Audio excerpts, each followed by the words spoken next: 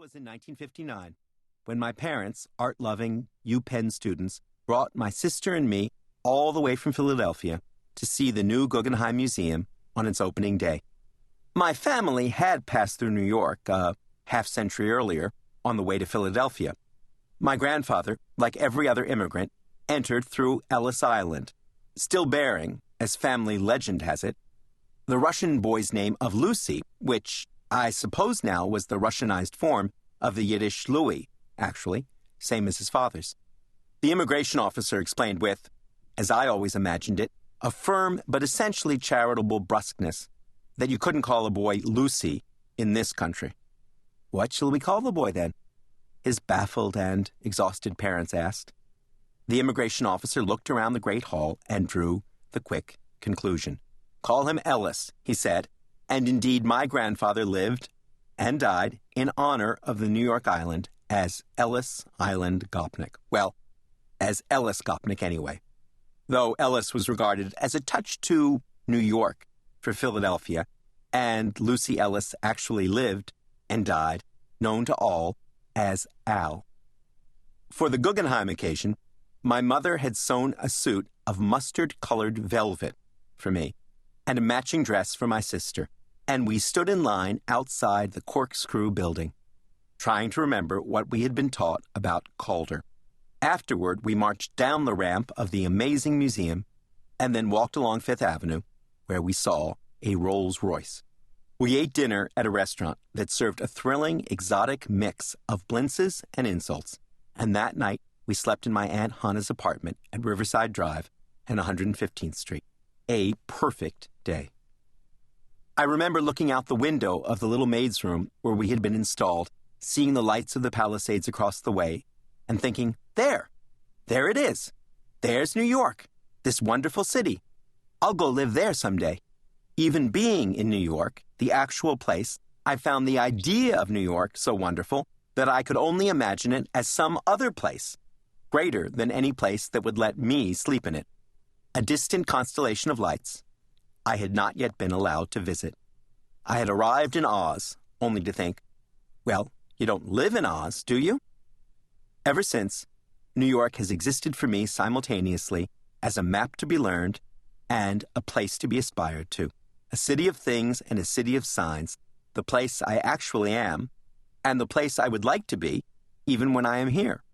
As a kid, I grasped that the skyline was a sign that could be, so to speak, relocated to New Jersey, a kind of abstract, receding vision whose meaning would always be out of reach, not a concrete thing signifying, here you are.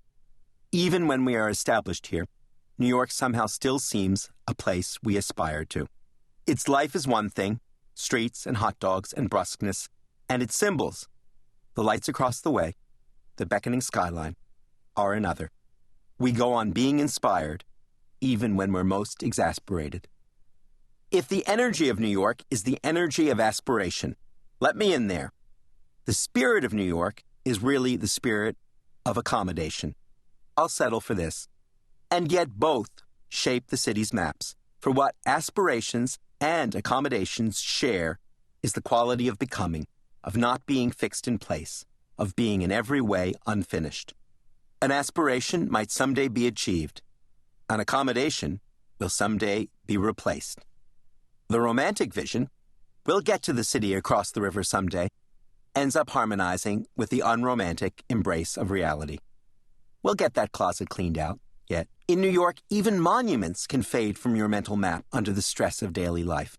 I can walk to the Guggenheim if I want to, these days, but in my mind, it has become simply a place to go when the coffee shops are too full, a corkscrew Three Guys, an alternative place to get a cappuccino and a bowl of bean soup. Another day, suddenly turning a corner, I discover the old monument looking just as it did the first time I saw it, the amazing white ziggurat on a city block, worth going to see. This doubleness has its romance, but it also has its frustrations. In New York, the space between what you want and what you've got creates a civic itchiness. I don't know a content New Yorker. Complacency and self-satisfaction, the Parisian vices, are not present here, except in the hollow form of competitive boasting about misfortune. Even the very rich want another townhouse, but move into an apartment, while an exclusive subset of the creative class devotes itself to dreaming up things for the super-rich to want, if only so they alone will not be left without desire. I went back to New York on many Saturdays as a child to look at art and eat at delis, and it was for me not the great romantic place, but the obvious engine of the working world. After a long time away, I returned, and then in 1978, I returned with the girl I loved. We spent a miraculous day, Bloomingdale's, MoMA, dinner at Windows on the World, and then the Carnegie Tavern, to hear the matchless poet Ellis Larkins on the piano, just the two of us, and Larkins, in a cool, mostly empty room. A quarter-century later, I haven't had another day that good. We were dazzled by the avenues and delighted by the spires of the Chrysler Building, and we decided that, come what might, we had to get there. For all that the old pilgrimage of the young and writerly to Manhattan had become, in those years, slightly quixotic, we determined, nevertheless, to make it.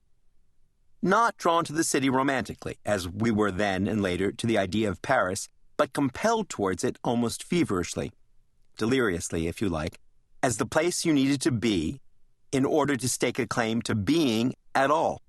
This feeling has never left me.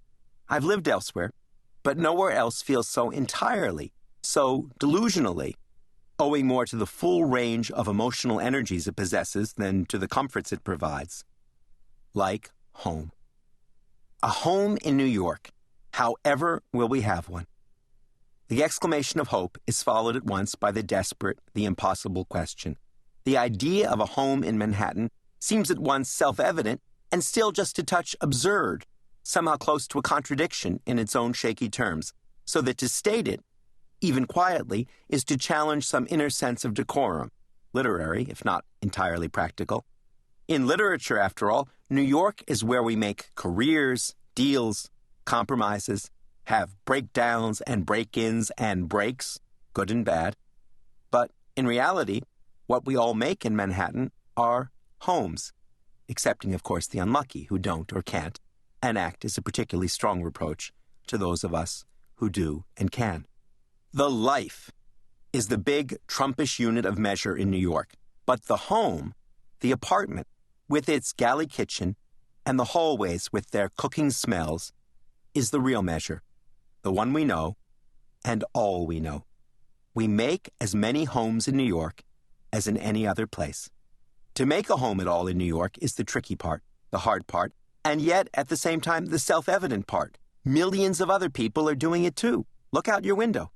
Do New York. Henry James implored Edith Wharton once in a famous letter, meaning encompass it if you can. But when we try to do New York, it does us and sends us reeling back home. When the great James tried to do it, what he did was the house on 14th Street where he was born and the other homes around the corner on 6th Avenue. I still recall our first efforts at making a home when my wife and I arrived in a bus from Canada and moved into a single 9x11 basement room on 87th Street. I remember it exactly a quarter century after with something approaching disbelief.